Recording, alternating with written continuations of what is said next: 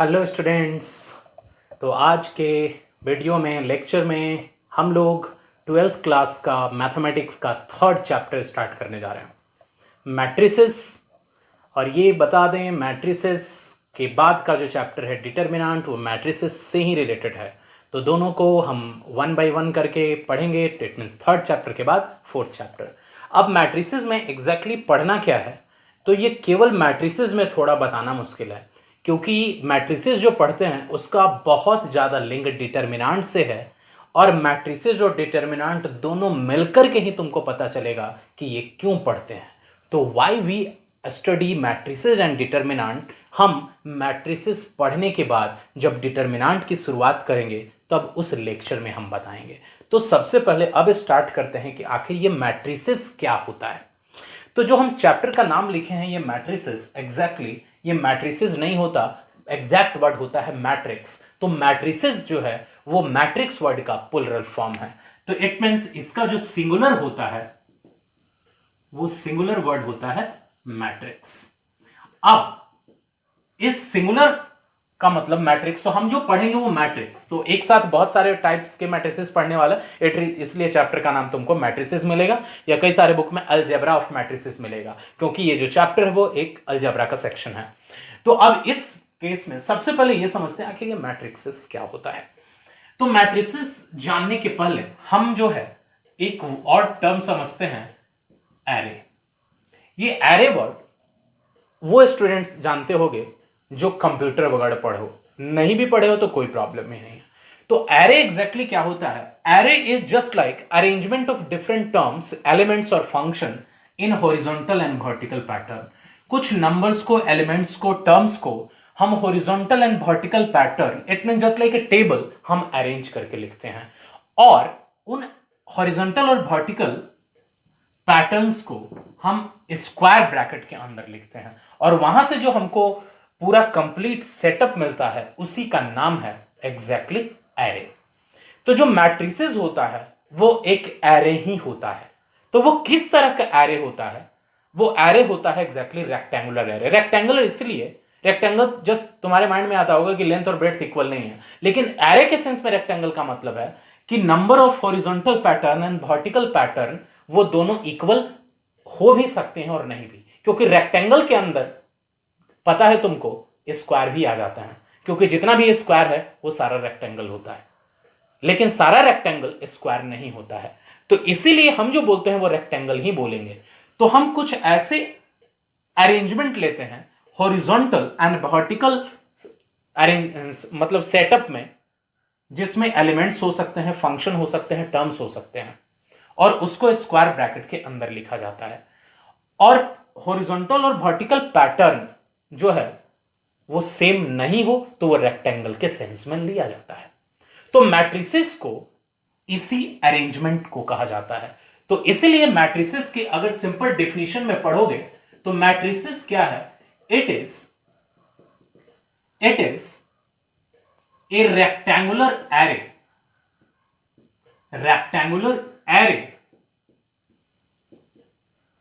in which terms, elements or function, in which terms, elements or functions are written in terms of horizontal and vertical pattern, in terms of horizontal and vertical pattern.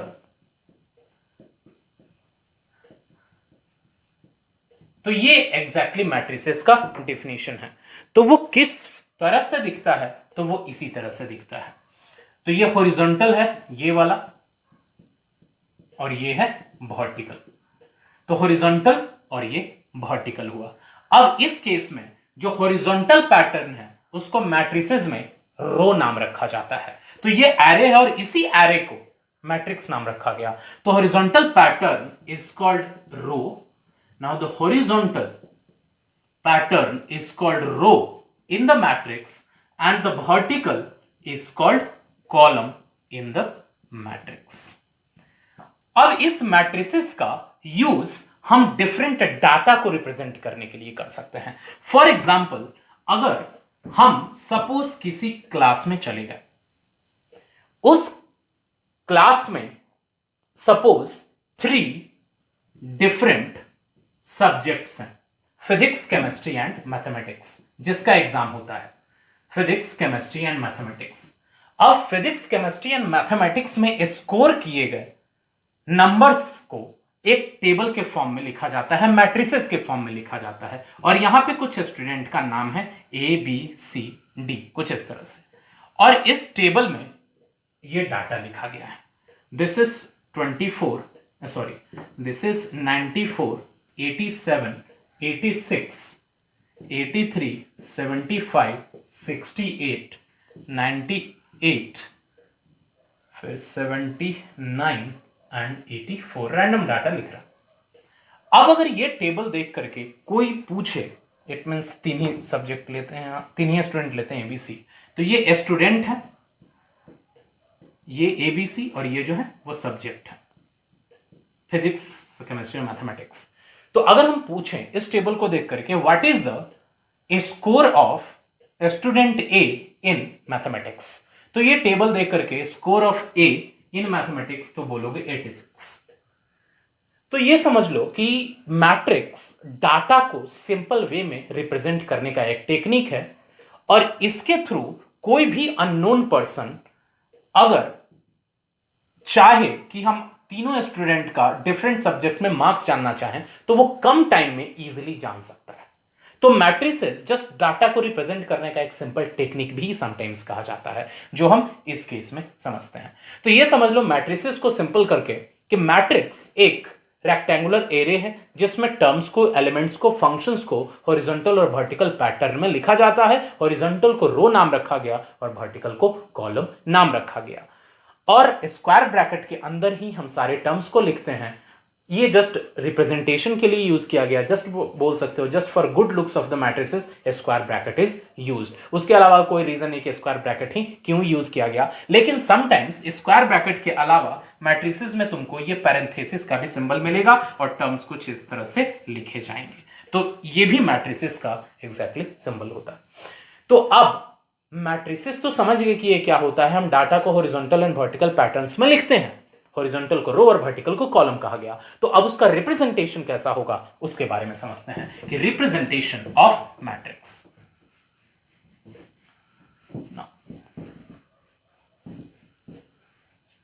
Representation of matrix,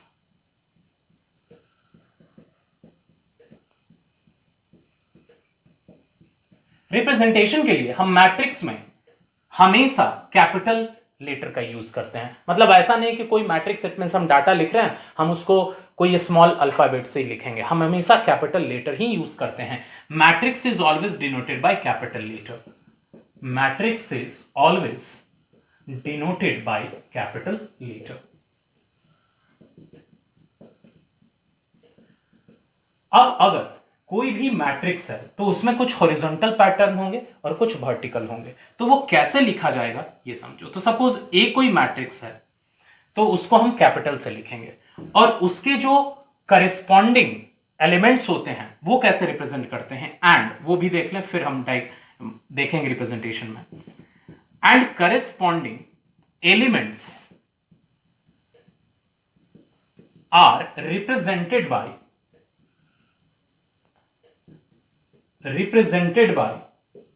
corresponding represented by the corresponding small letter। मतलब जिस capital letter का use हम करते हैं matrix के representation के लिए, उसके एलिमेंट को हम उसी लेटर के स्मॉल वर्जन से रिप्रेजेंट करेंगे। Represented by corresponding small letter with suffix ij, where I represent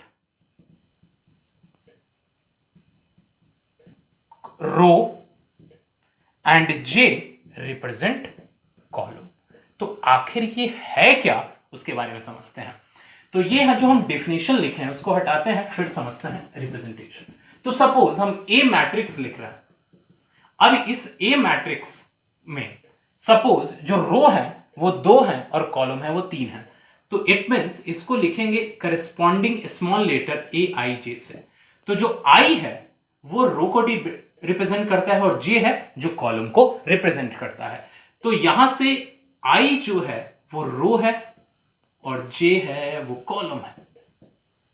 तो आई रो इट मींस 2 है और जे कॉलम 3 है। तो 2/3 इट मींस 2 आई का वैल्यू है, तो इस मैट्रिक्स में रो कितने हैं तो वो 2 हैं और कॉलम कितने हैं तो वो 3 हैं। तो अगर किसी भी मैट्रिक्स को रिप्रेजेंट करना हो कैपिटल से यूज करेंगे, और अगर उसके एलिमेंट की बात करें, जनरल रिप्रेजेंटेशन है ये, तो एलिमेंट को करस्पॉन्डिंग स्मॉल लेटर से, लेकिन उसके बाद उसमें सफिक्स लगाएंगे और सफिक्स 2 डिजिट का होगा, जिसमें फर्स्ट डिजिट उस एलिमेंट के रो के लिए है और सेकंड डिजिट उस एलिमेंट के कॉलम के लिए है। मतलब अगर इसी का एक्सपेंडेड वर्जन लिखें, मतलब ये 2 और 3 क्या रिप्रेजेंट कर रहा है, 2 का मतलब है जो आई का वैल्यू है वो 1 से लेकर के 2 तक हो सकता है, और जे का वैल्यू है वो 1 से लेकर के 3 तक हो सकता है। तो अगर इसी को एक्सपैंड करके लिखें, मतलब आई वैरीज फ्रॉम 1 to 2, मतलब रो 2 होंगे और कॉलम 3 होंगे। तो रो 2 होंगे और कॉलम 3, तो पहला A11, A12, A13, समझना ये जो है फर्स्ट रो है और फिर ये सेकंड रो, ये फर्स्ट कॉलम, सेकंड कॉलम और ये थर्ड कॉलम। तो फर्स्ट रो सेकंड रो, तो A11 मतलब फर्स्ट रो फर्स्ट कॉलम में है, A12 फर्स्ट रो में है सेकंड कॉलम में है, A13 फर्स्ट रो में है थर्ड कॉलम में है, A21 सेकंड रो में है फर्स्ट कॉलम में है, A22 सेकंड रो में है सेकंड कॉलम में है, A23 सेकंड रो में है थर्ड कॉलम में है। तो ये जो है रिप्रेजेंटेशन मैट्रिक्स का हुआ, और ये जो 2/3 है वो मैट्रिक्स का ऑर्डर कहा जाता है। अगर किसी भी मैट्रिक्स का रो 2 है और कॉलम 3 है तो order of the matrix is 2/3, जो हम नेक्स्ट केस में देखते हैं। इट मींस ये तो हुआ कि मैट्रिक्स को अल्फाबेट कैपिटल से डिनोट करेंगे और उसके एलिमेंट्स को करस्पॉन्डिंग स्मॉल लेटर से लिखते हैं, और उस लेटर के सफिक्स में हम आईजे लिखते हैं, जहां आई रो को रिप्रेजेंट करता है और जे कॉलम को। तो अनदर एग्जांपल से पहले हम जस्ट ऑर्डर की बात कर लें। Order of a matrix, if number of row in a matrix, if number of row in a matrix is m and number of column in a matrix is n, then order of the matrix is given by m by n। इसको हम पढ़ते हैं m by n। m into n हम pronounce नहीं करते, ready हम m by n pronounce करते हैं। तो अब अगर किसी भी मैट्रिक्स में अगर तुमको पता है कि उसका ऑर्डर क्या है, तो ये पता चल जाएगा कि उसमें रो कितने हैं और कॉलम कितने हैं। और जब रो और कॉलम पता चल जाए तुम उसको एक्सपैंडेड वर्जन इस तरह से लिख सकते हो। एक अनदर एग्जांपल देखते हैं। अगर हम लिखें b = bij ऑफ ऑर्डर 3/2, तो इसका मतलब है कि जब हम इसको एक्सपैंड करेंगे तो 3 रो होंगे और 2 कॉलम होंगे। तो this 3 represent row and this 2 represent column. तो इस केस में 3 रो एंड 2 कॉलम। तो अगर हम फर्स्ट लिखें, ये फर्स्ट रो होता है, सेकंड रो और ये थर्ड रो, तो 3 रो और ये फर्स्ट कॉलम और ये सेकंड कॉलम। ऐसा हम एरो नहीं देते, जस्ट हम अभी समझाने के लिए यूज कर रहे हैं। तो फर्स्ट रो फर्स्ट कॉलम, तो ये एलिमेंट होगा B11। तो B मैट्रिक्स है तो सारे एलिमेंट को करस्पॉन्डिंग स्मॉल लेटर B से यूज करेंगे, और सफिक्स में क्या लगाएंगे, 2 डिजिट होगा जिसका फर्स्ट डिजिट रो को रिप्रेजेंट करता है और सेकंड डिजिट कॉलम को। तो B यहां पे जो एलिमेंट है वो फर्स्ट रो फर्स्ट कॉलम में है, तो 1 1। फिर ये जो एलिमेंट है वो फर्स्ट रो और सेकंड कॉलम में है, तो फर्स्ट जो लिखेंगे वो रो वाला और फिर 2 लिखेंगे क्योंकि ये सेकंड कॉलम में है। फिर ये जो एलिमेंट है वो सेकंड रो में है फर्स्ट कॉलम में है, तो सेकंड रो फर्स्ट कॉलम। फिर ये जो एलिमेंट है सेकंड रो सेकंड कॉलम में है। फिर ये थर्ड रो फर्स्ट कॉलम, तो B31 एंड B32। 2। तो अगर इस तरह से कोई भी मैट्रिक्स लिखा गया हो, तुम उसको एक्सपेंड करके इजीली इस फॉर्मेट में लिख सकते हो।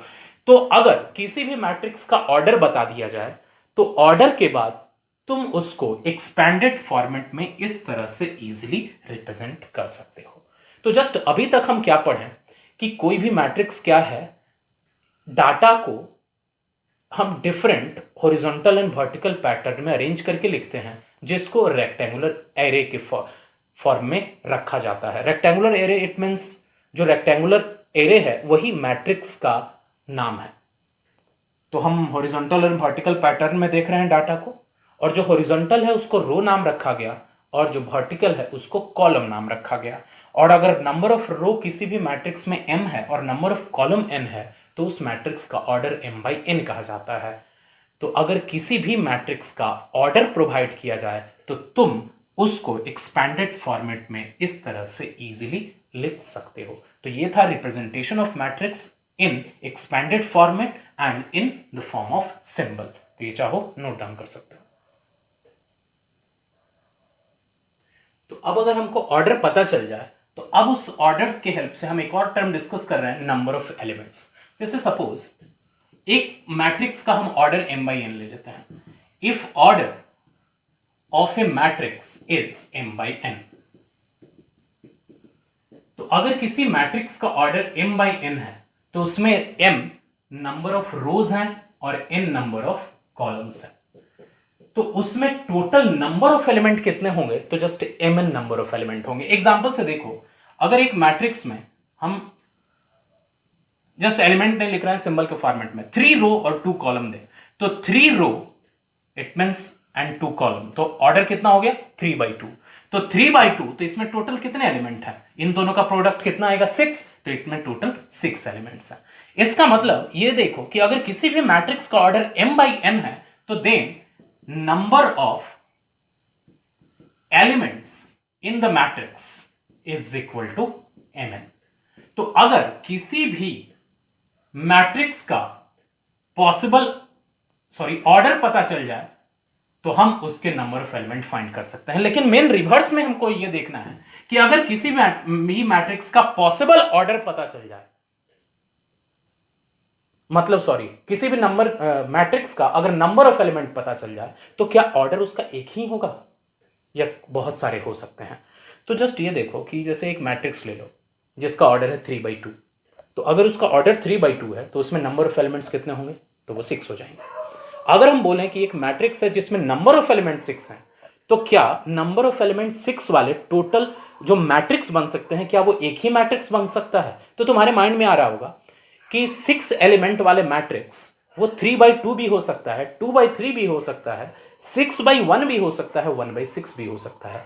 इसका मतलब कि अगर मैट्रिक्स में नंबर ऑफ एलिमेंट दे दिया जाए तो पॉसिबल ऑर्डर के लिए क्या करना है? तुमको ऐसे 2 पॉजिटिव इंटीजर्स ढूंढने हैं जिसका प्रोडक्ट उस गिवन नंबर ऑफ एलिमेंट के इक्वल हो। इसका मतलब कि if number of element is equal to mn, then possible order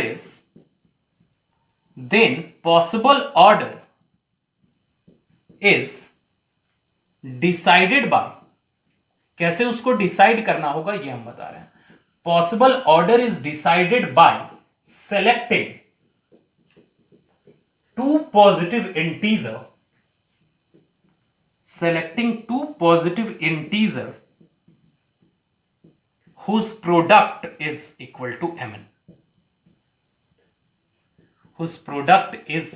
to mn, example के लिए अगर हम देखें, अगर क्वेश्चन ये है कि if number of element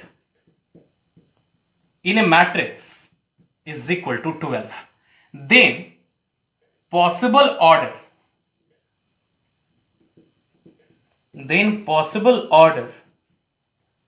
are. Possible orders कौन कौन से हो जाएंगे? तो 12 है नंबर ऑफ एलिमेंट है, तो सोचो 12 नंबर ऑफ एलिमेंट तब भी हो सकता है जब ऑर्डर मैट्रिक्स का 3/4 हो या फिर 4/3 हो। तो हमको ऐसे 2 पॉजिटिव इंटीजर ढूंढने हैं जिनका प्रोडक्ट 12 हो सकता है। तो 3 और 4 का हो सकता है, तो 3/4 भी लिखेंगे, 4/3 भी लिखेंगे। फिर उसी तरह से 2/6 भी लिखेंगे, 6/2 भी लिखेंगे। फिर उसके बाद हम 1/12 भी लिखेंगे और 12/1 भी लिखेंगे। इसका मतलब है कि अगर किसी भी मैट्रिक्स का सिंपल नंबर ऑफ एलिमेंट दिया रहे तो उसके बहुत सारे ऑर्डर हो सकते हैं, लेकिन अगर ऑर्डर दिया रहे तो number of element just number of रोज और नंबर ऑफ कॉलम को मल्टीप्लाई करके तुम फाइंड करोगे। तो ये सिंपल था नंबर ऑफ एलिमेंट और पॉसिबल ऑर्डर का एक दूसरे से रिलेशन, हम दोनों को एक दूसरे के हेल्प से कैसे फाइंड कर सकते हैं। तो अभी तक जो बताया simple representation of the matrix और नंबर ऑफ एलिमेंट कैलकुलेट करना, और अगर नंबर ऑफ एलिमेंट गिवन है तो पॉसिबल ऑर्डर कैलकुलेट करना। इसी पे बेस्ड एक सिंपल सा प्रॉब्लम देखते हैं जो अभी तक हम डिस्कस किए हैं। तो प्रॉब्लम क्या है? We have to construct a matrix of order 2/3। 2/3 order का एक मैट्रिक्स कंस्ट्रक्ट करना है जिसमें उस मैट्रिक्स के एलिमेंट इस रिलेशन से फाइंड करना है।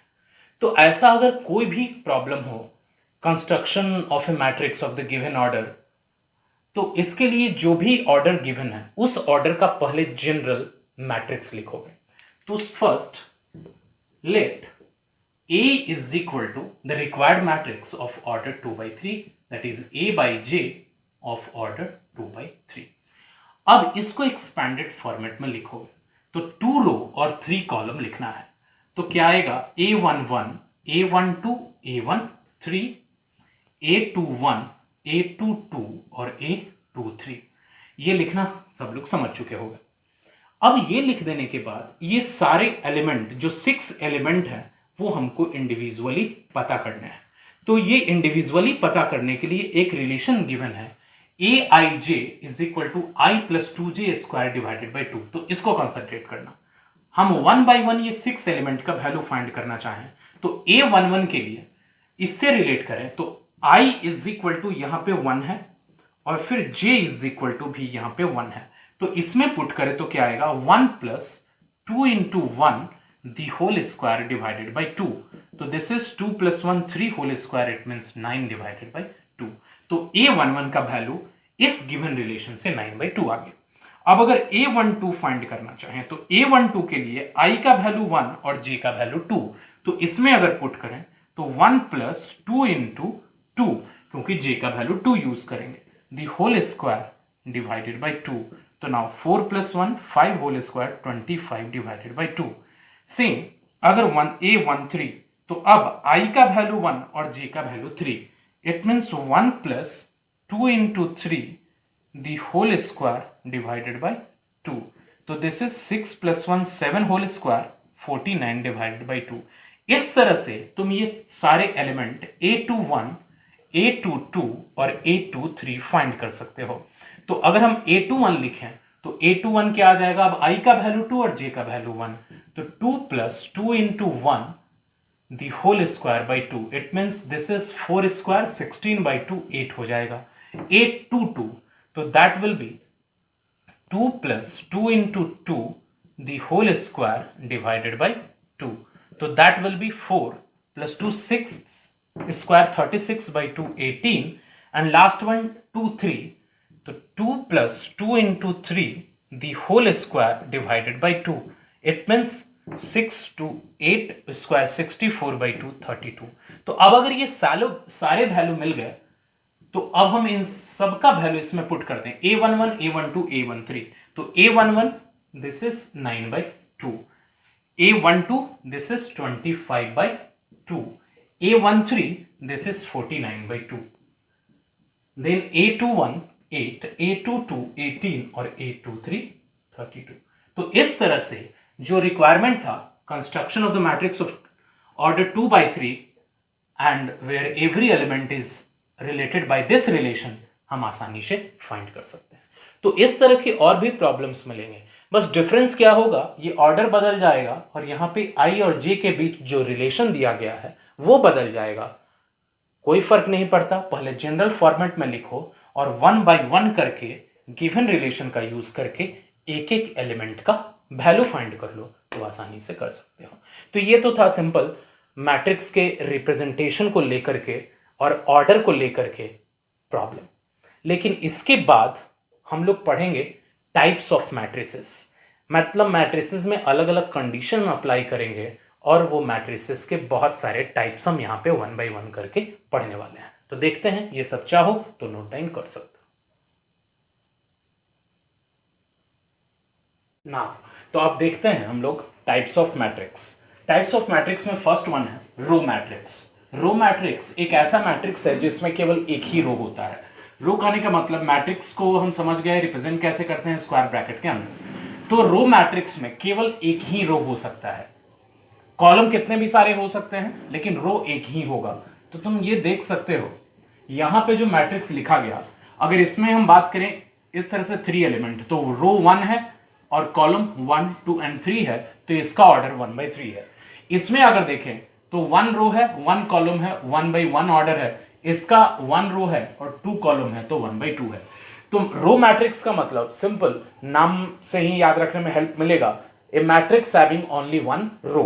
It means just definition, the matrix, a matrix having only one row, a matrix having only one row, that is row matrix। फिर उसी तरह से सेकंड वन आता है कॉलम मैट्रिक्स। कॉलम मैट्रिक्स का मीनिंग ऐसा मैट्रिक्स जिसमें केवल एक कॉलम हो ओनली। तो अगर उसके फॉर्मेट की बात करें तो इस तरह से होंगे, फिर इस तरह से हो सकता है और ये ऐसा हो सकता है।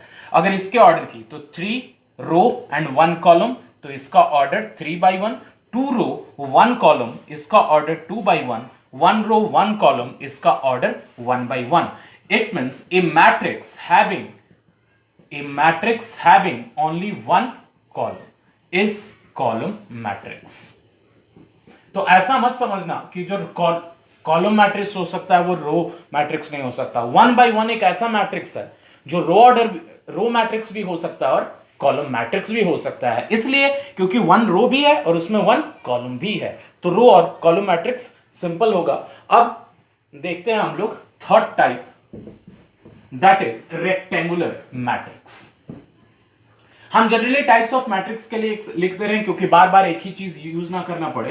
रो को हम जनरली m से डिनोट कर रहे हैं और कॉलम को n से डिनोट कर रहे हैं ना। तो थर्ड टाइप हम देख रहे हैं that is rectangular matrix. Row column आसान था, एक जिसमें केवल 1 रो रहेगा वो रो मैट्रिक्स, जिसमें 1 column matrix. Now the third one is rectangular matrix.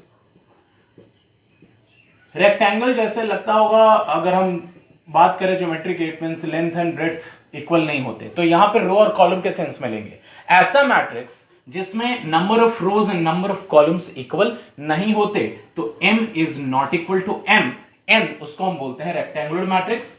And the fourth one that is column matrix.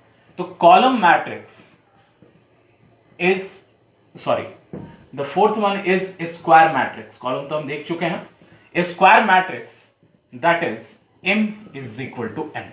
तो इसका हम स्पेशल रिप्रेजेंटेशन पढ़ेंगे। किसी भी मैट्रिक्स में अगर number of rows and number of column equal रहेगा तो वह स्क्वायर मैट्रिक्स कहा जाएगा। कई बार तुमको रेक्टेंगुलर मैट्रिक्स पढ़ने को नहीं मिलेगा, क्योंकि इसलिए ऐसा होता है क्योंकि रेक्टेंगल का मतलब है m और n इक्वल नहीं है। लेकिन जब हम मैट्रिक्स का डिफिनेशन पढ़ रहे थे तो उसमें लिखे थे कि रेक्टेंगुलर एरे, तो उसको तो हम मैट्रिक्स बोले थे। तो ये समझ लो कि रेक्टेंगुलर एरे है वो मैट्रिक्स हो सकता है। अब उस मैट्रिक्स के टाइप में रेक्टेंगुलर मैट्रिक्स का मतलब है कि number of rows and column same नहीं होगा, और अगर सेम होगा तो वो स्क्वायर मैट्रिक्स होगा। तो इसीलिए इसको देख करके कंफ्यूज नहीं होना मैट्रिक्स के डिफिनेशन के साथ ना। स्क्वायर मैट्रिक्स में number of rows and column same होंगे। तो कई बार स्क्वायर मैट्रिक्स का जो रिप्रेजेंटेशन है वो कैसा होता है, तो देखो ये 1 बाई 1 है, फिर ये अगर हम बात करें तो ये 2 बाई 2 ऑर्डर का है, और ये अगर हम बात करें तो ये 3 बाई 3 ऑर्डर का है।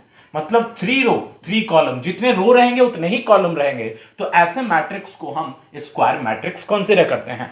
अब स्क्वायर मैट्रिक्स के रिप्रेजेंटेशन के लिए क्या होता है कि हम कुछ रिप्रेजेंटेशन में अलग वर्ड यूज करते हैं। जैसे पूछें what is the order of this matrix, तो बोलोगे 1/1, इसका बोलोगे 2/2 और इसका बोलोगे 3/3। लेकिन स्पेशली स्क्वायर मैट्रिक्स के लिए हम यूज करते हैं single word, this is matrix of order 1। तो जब भी बोले ऑर्डर 1 उसका मीनिंग है कि उसमें रो भी 1 है और कॉलम भी 1 है। अगर बोले a matrix of order 2, it means definitely ये बताने की जरूरत नहीं है कि वो एक स्क्वायर मैट्रिक्स होगा। अगर ऑर्डर 2 बोले तो इट मींस रो भी 2 होंगे और कॉलम भी 2 होगा। तो this is a matrix of order 1, matrix of order 1। This is matrix of order 2। 2/2 भी बोल सकते हैं, 2 भी बोल सकते हैं, लेकिन जहां रोज और कॉलम्स का नंबर डिफरेंट हुआ तो हमको दोनों बोलना पड़ेगा। जैसे सपोज रोज का नंबर 2 हो गया और कॉलम का नंबर 3 हो गया, then order of the matrix is 2/3 बोलना पड़ेगा। लेकिन अगर दोनों सेम है और वो सपोज रोज और कॉलम दोनों 2 है तो order of the matrix is 2 बोल सकते हैं। तो सेम इसका भी ऑर्डर हम 3 बोलेंगे। बता दें सेम 3/3 भी बोल सकते हैं, 3 भी बोल सकते हैं, लेकिन जनरली जब स्क्वायर मैट्रिक्स से रिलेटेड क्वेश्चन वगैरह सॉल्व करोगे तो लिखा रहेगा A is a square matrix of order 3। तो इसका मतलब है उसमें नंबर ऑफ रोज भी 3 हैं एंड कॉलम भी 3 हैं। तो जस्ट उसके रिप्रेजेंटेशन के लिए हो गया। तो ये स्क्वायर मैट्रिक्स था। Next 5th number is diagonal matrix. देखते हैं, ये सब लोग नोट डाउन कर लोगे। 5th number is diagonal matrix. 5th number is diagonal matrix. Diagonal matrix exactly square matrix से एसोसिएटेड है। मतलब अगर कोई मैट्रिक्स स्क्वायर मैट्रिक्स होगा तभी वो डायगोनल मैट्रिक्स के कैटेगरी में जा सकता है। रेक्टेंगल मैट्रिक्स तो कभी डायगोनल हो ही नहीं सकता। लेकिन सारे स्क्वायर मैट्रिक्स भी डायगोनल मैट्रिक्स नहीं होंगे। तो कौन सा स्क्वायर मैट्रिक्स डायगोनल मैट्रिक्स होगा उसके बारे में समझते हैं। तो सपोज ये एक स्क्वायर मैट्रिक्स है, मींस पहले 2 ऑर्डर का ले लेते हैं और फिर एक 3 ऑर्डर का।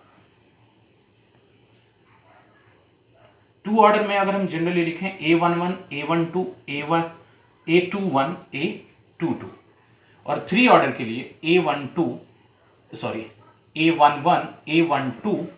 A13, A21, A22, A23, A31, A32, A33। मतलब this is the general expanded form of the matrix of order 2 and matrix of order 3। अब अगर इसमें ये मैट्रिक्स अगर डायगोनल मैट्रिक्स होना चाहता है तो सबसे पहले मैट्रिक्स में तुमको डायगोनल एलिमेंट पहचानने आना चाहिए। तो डायगोनल एलिमेंट क्या होता है वो समझो। ये जो दोनों एलिमेंट हैं, मतलब element corresponding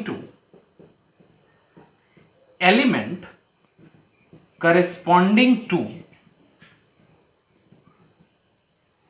I is equal to J is diagonal element.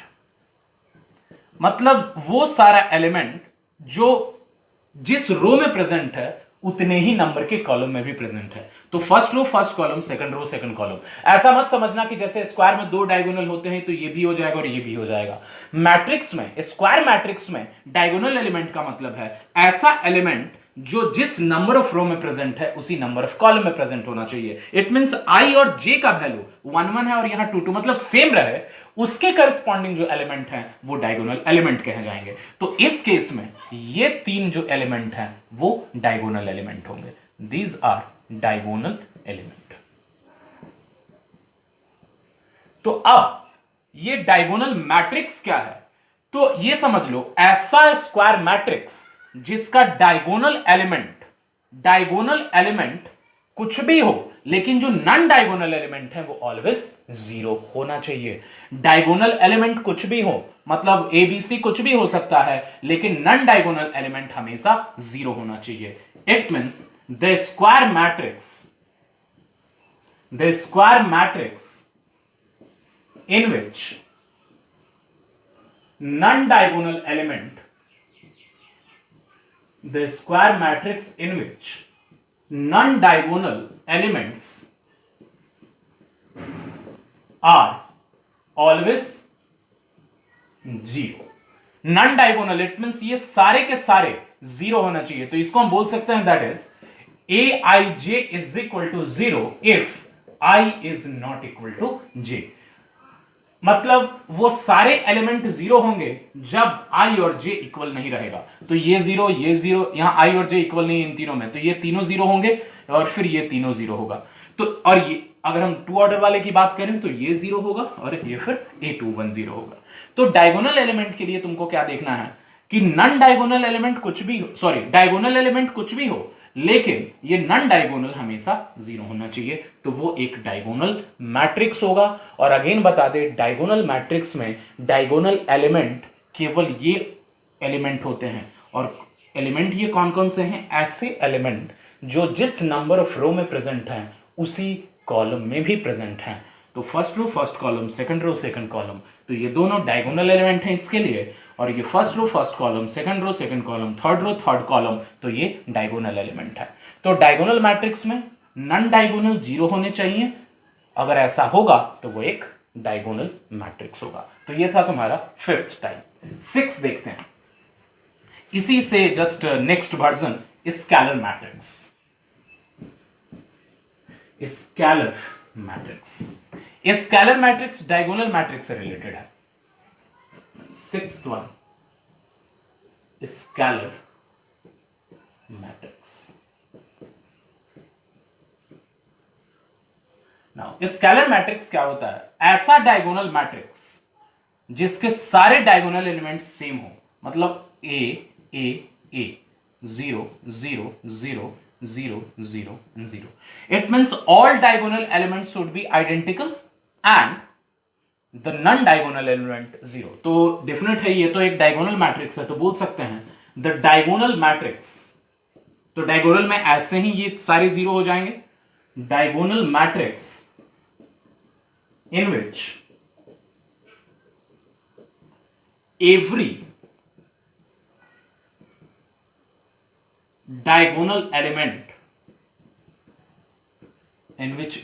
diagonal element is equal। वो तीनों के तीनों, मतलब यहां पे तीन है तो तीन टू ऑर्डर का रहा, तो वो दोनों इक्वल हो जाएंगे। तो ये है simple scalar matrix. Now the seventh one is unit matrix और आइडेंटिटी मैट्रिक्स। यूनिट मैट्रिक्स और आइडेंटिटी मैट्रिक्स। तो यूनिट मैट्रिक्स और आइडेंटिटी मैट्रिक्स क्या है? ऐसा मैट्रिक्स जिसका डायगोनल एलिमेंट 1 हो और नन डायगोनल 0 हो। डायगोनल एलिमेंट 1 हो और नन डायगोनल सारे के सारे 0 हो। तो ये जो है, this is identity matrix of order 2 and this is the identity matrix of order 3।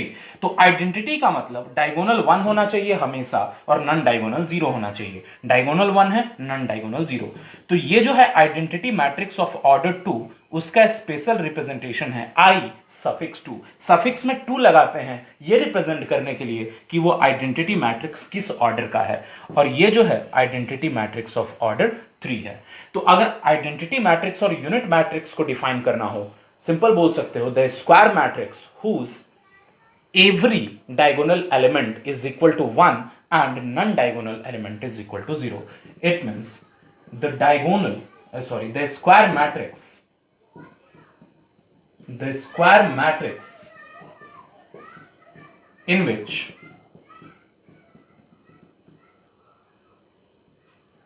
every diagonal element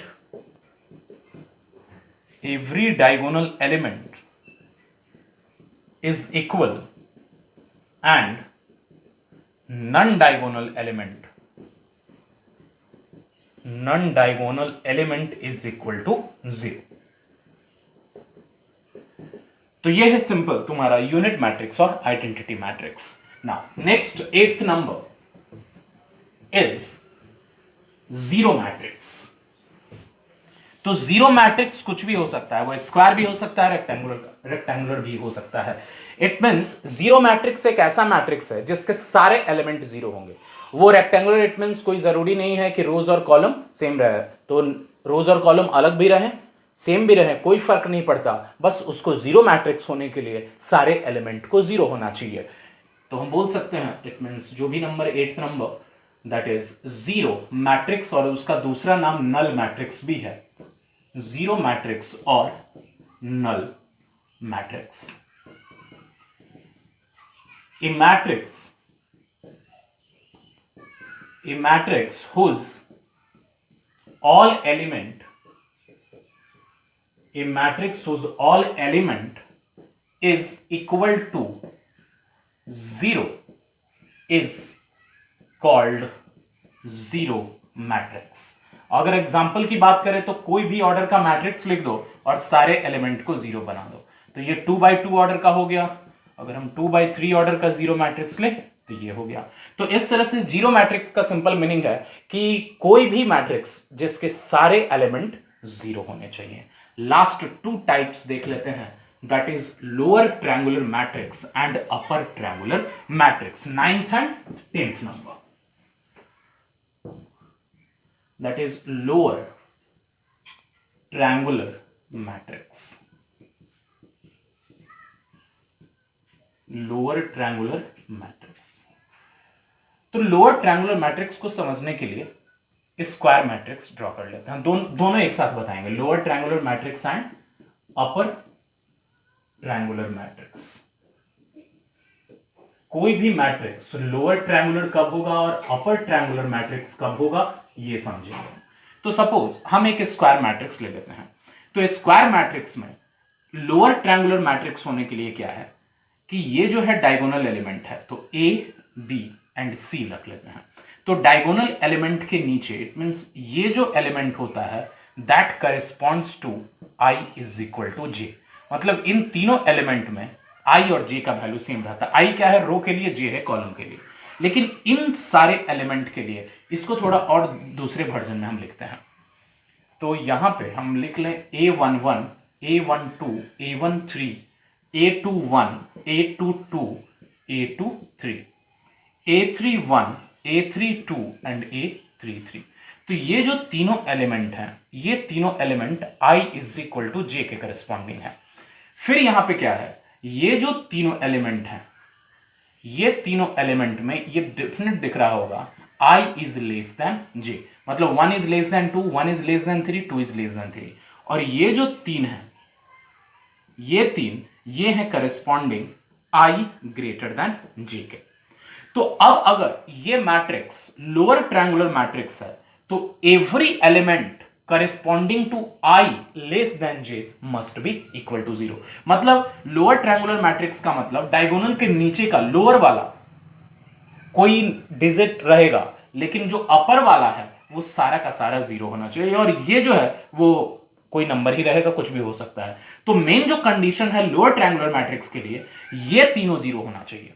मतलब लोअर ट्रायंगुलर मैट्रिक्स में अपर वाला, डायगोनल के अपर वाला तीनों एलिमेंट 0 हो, और अगर हम अपर ट्रायंगुलर मैट्रिक्स की बात करें तो डायगोनल के लोअर वाला तीनों एलिमेंट 0 हो। तो इस केस में लिखते हैं a square matrix in which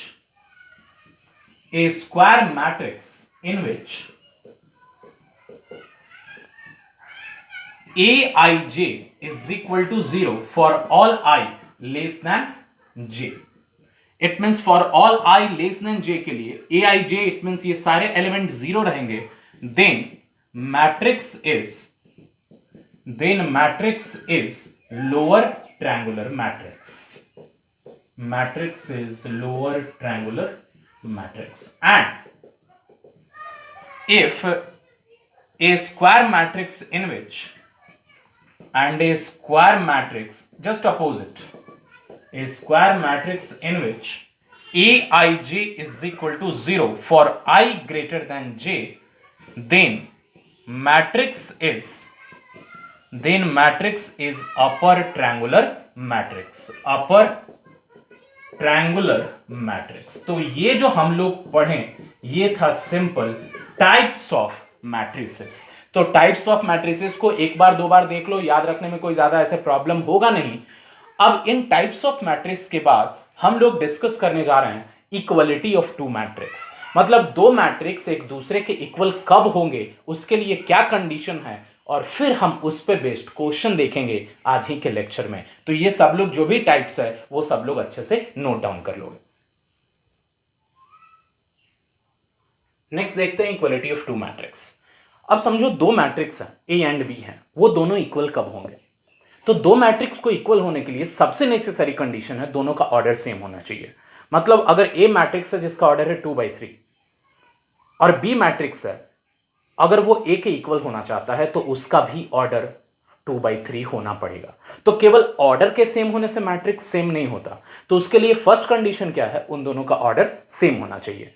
और ऑर्डर सेम होने के बाद उसके अलावा उनके सारे करस्पॉन्डिंग एलिमेंट भी सेम होने चाहिए। तो करस्पॉन्डिंग एलिमेंट का मतलब क्या है हम देखते हैं रिप्रेजेंटेशन के साथ। Now two matrix A and B are equal. दो कंडीशन है। फर्स्ट क्या है? If their order is identical, उनके ऑर्डर आइडेंटिकल हो, सेम हो। और सेकंड क्या है? The corresponding it means A I J must be equal to B I J. It means every corresponding element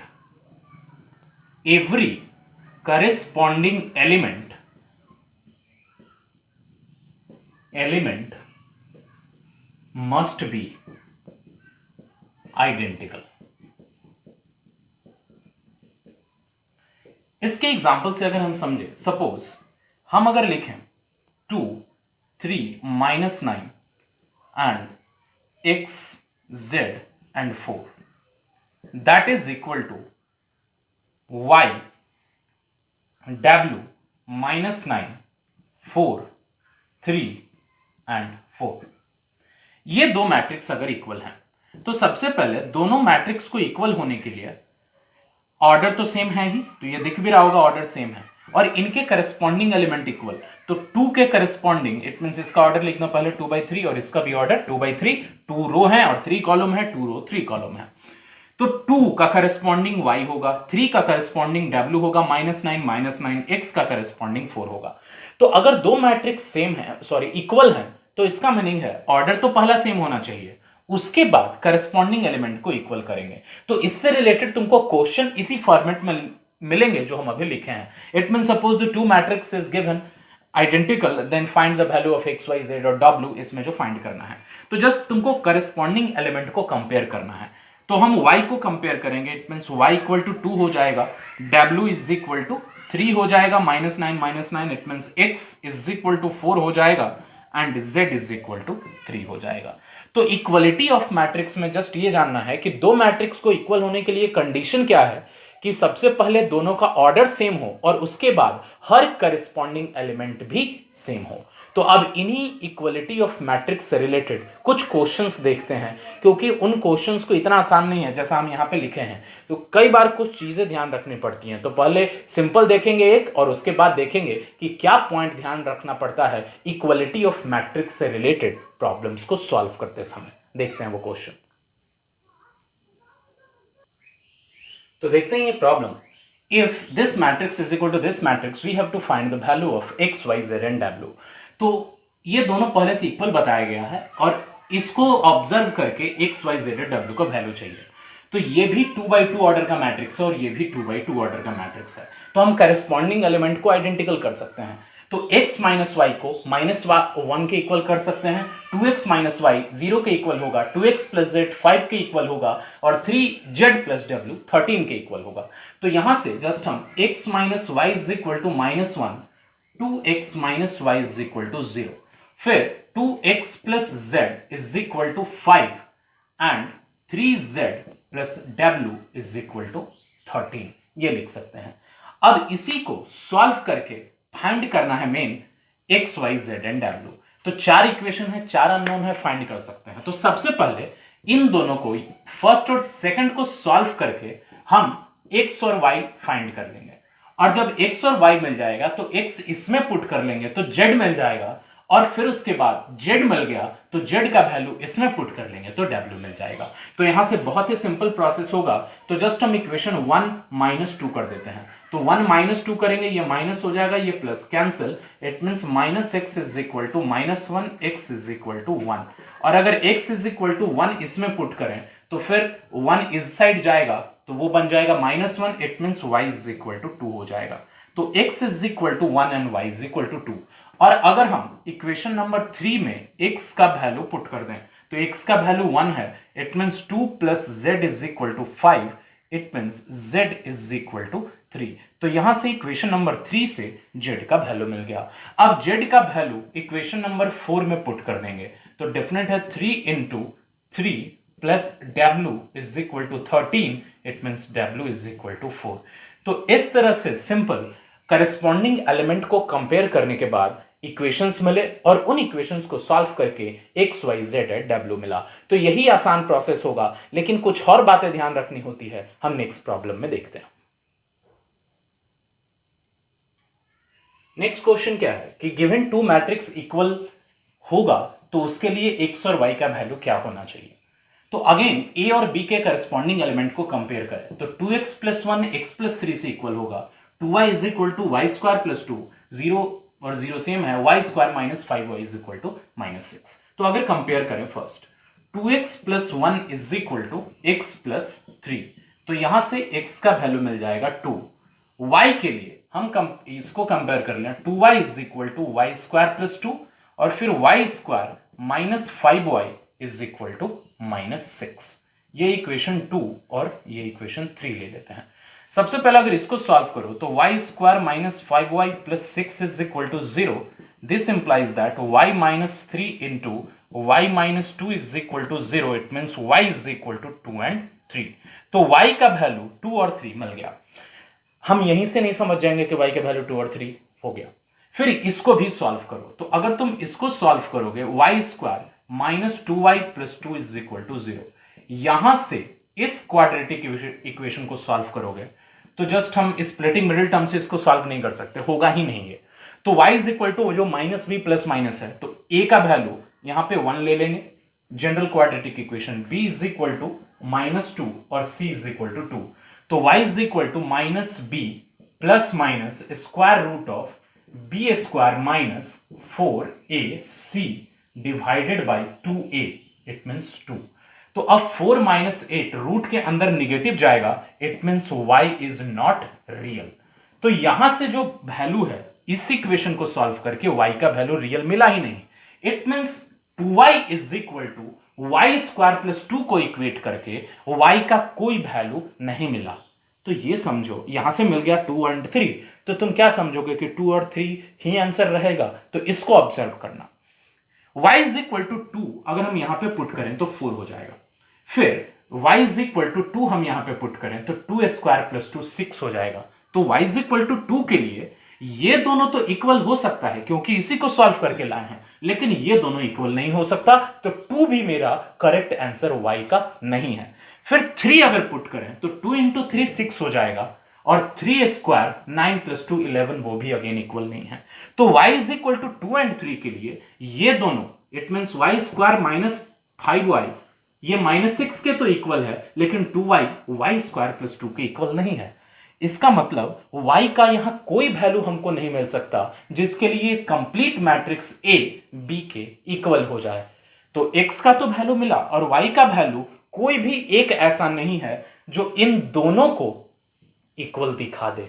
तो हम इसके सॉल्यूशन में फाइनल लिखेंगे, there does not exist any value of x and y which makes the given two matrix A and B equal।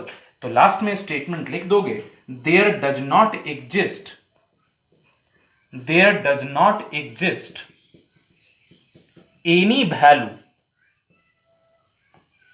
of x and y for which the two matrix A is equal to B। तो इसका मतलब यहां से x और y का value find करना मुश्किल है जो गिवन टू मैट्रिक्स को आइडेंटिकल दिखा देगा। तो इस तरह से हम लोग जो अभी तक पढ़े मैट्रिसेस में, मैट्रिसेस क्या है, उसका रिप्रेजेंटेशन, उसका ऑर्डर, फिर types of matrices, equality of matrices, इन सब पे बेस्ड तुमको कुछ सिंपल प्रॉब्लम मिलेंगे, सिंपल ही मिलेंगे, कुछ कॉम्प्लिकेटेड नहीं होगा। वो सारे प्रॉब्लम अब तुम लोग मैट्रिसेस में बना सकते हो। फर्स्ट जो एक्सरसाइज मिलेगा मैट्रिसेस का, तुम लोग जिस भी बुक से बनाओ वो उससे बना सकते हो, और यहां तक बना लो। फिर हम लोग नेक्स्ट लेक्चर में ऑपरेशंस ऑफ मैट्रिसेस के बारे में डिस्कस करेंगे। ऑपरेशंस इट मींस मैट्रिक्स को ऐड करना, सब्ट्रैक्ट करना, मल्टीप्लाई करना, वो कैसे करना होता है हम नेक्स्ट लेक्चर में देखेंगे।